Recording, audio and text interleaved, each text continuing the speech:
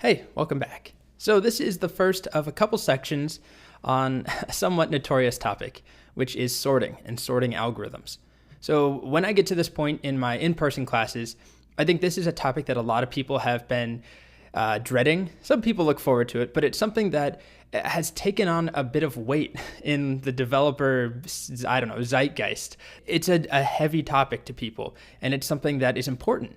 And part of the reason, I think, is that it's sort of like the quintessential computer science topic that every blog post ever about getting your dream job at Google, here are 10 things you must master, or every book about acing the computer science interview, there's always a large section devoted to sorting.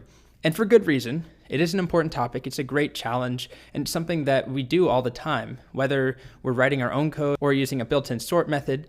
It's important, but it also doesn't have to be that scary. So let's start by just talking about what sorting is referring to. When we say a sorting algorithm, it's referring to the process of rearranging items in any collection. So we could take a string and sort the individual characters inside a sentence, for example. But we're going to usually be working with arrays, at least for now. Later, we'll talk about sorting other data structures like linked lists or trees, but for now we're focusing on an array. So let's say we have an array of data. We want to write a function that takes that array in and spits out a reordered array. So that could be sorting numbers from smallest to largest, or the other way around, ascending or descending. It could be sorting names alphabetically. Or if we have movie data, let's say objects, movie objects, each movie has a year, a total revenue, it has a director, a title. We could sort them by release year, or we could sort them by revenue. Or we could take their international and domestic revenue, add those together, and then sort by that. So the point is that it doesn't really matter what we're sorting by, what the comparison is, whether it's alphabetically what comes first or numerically what comes first, that doesn't matter. The algorithms behind it don't really care. We're going to focus on working with arrays for now and just numbers. So imagine that I asked you to write a function called sort, and it just takes in an array, and it should return that array sorted. So if I called it like this, with let's just say some random numbers like that, you would need to write code in here in order to make this work so that it should return, let's see, in this case, what are we looking at? 6, 12, 13, 23, and 45 from in ascending order is what we're going to start with. So it's a simple challenge, right? We can look at this. It doesn't seem that bad, but there's a million ways of doing this, and that's part of the problem.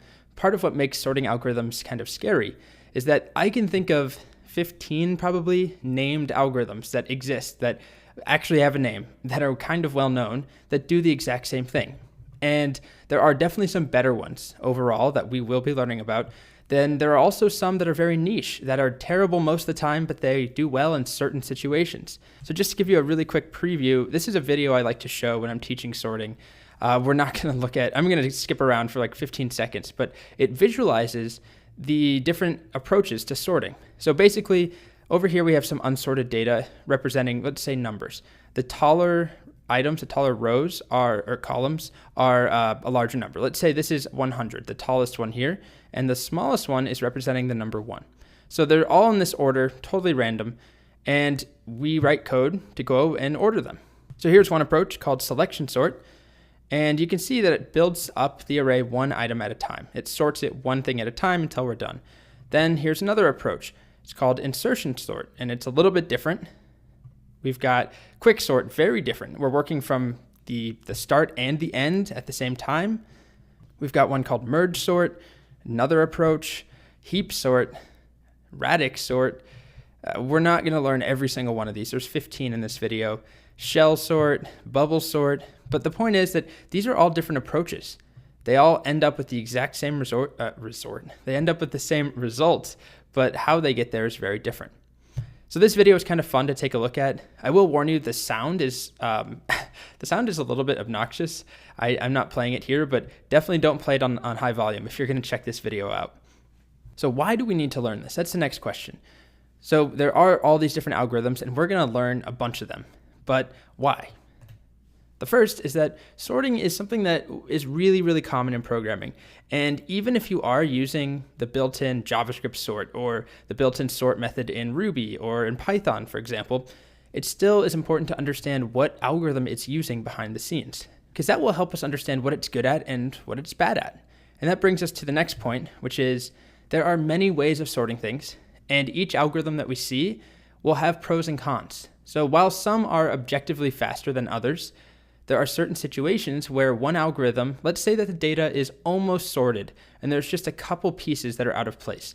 Some algorithms that are usually slow will be really fast at that. So if you know, for example, that you're working with data that is pretty uniform and it's almost all sorted, but there's a couple things that are out of place, and you want to make sure that it's being sorted as fast as possible, you might want to implement your own sort rather than having to rely on the built-in one, which isn't going to be as fast in that situation. And just to illustrate my point, this is a really cool website I like to show called Sorting Algorithms Animations, and it shows 7 of the most common sorting algorithms: insertion, selection, bubble, shell, merge, heap, and quicksort. These are all different approaches.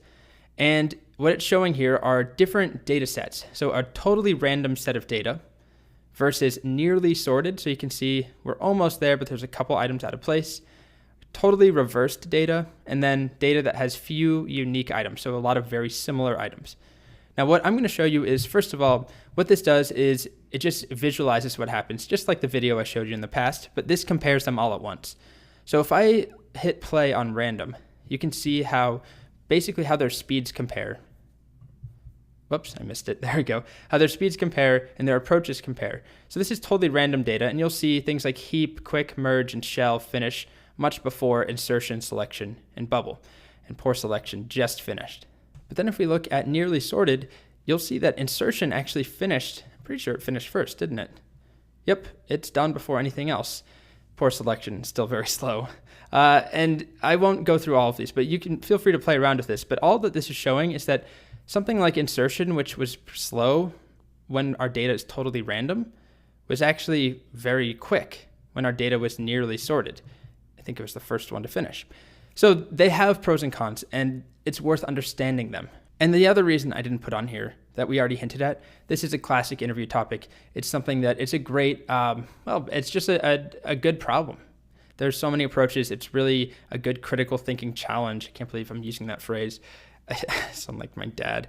It's a good challenge to do. And it's something that comes up in interviews. So of course, that's a good reason to know something if you're trying to interview. So without further ado, let's talk about what we're covering in this section. Our objectives are, first, we're going to implement bubble sort. So this is one algorithm. We'll learn how it works and implement it.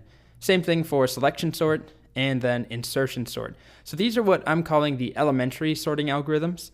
They definitely are less commonly used because they're less efficient, but that doesn't mean that you shouldn't learn them. And we'll talk more about why it's important, but I kind of already hinted at it. We saw that at least one of the algorithms performed very well in a certain, very specific situation.